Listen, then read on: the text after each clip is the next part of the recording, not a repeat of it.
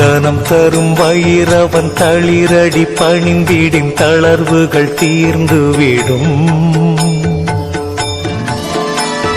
மனம் திறந்தவன் பதம் மலரிட்டு வாழ்த்திடின் மகிழ்வுகள் வந்துவிடும்.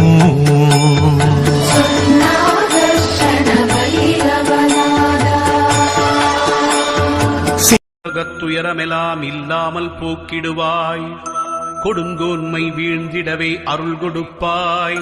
குலம் தழைக்கச் செய்திடவே கும்பிடுவோம் பக்தியுடன். தேய்பிறை அஷ்டமியில் தேடி உனை வணங்கிடுவோம். தேங்காயில் நெய்யூற்றி விளக்கேற்றி வழிபடுவோம். நள்ளிரவு வேளையிலே நாடி வந்தோம் உன்னையப்பா. உன்னையன்று எங்களுக்கு வேறு துணை இல்லையப்பா.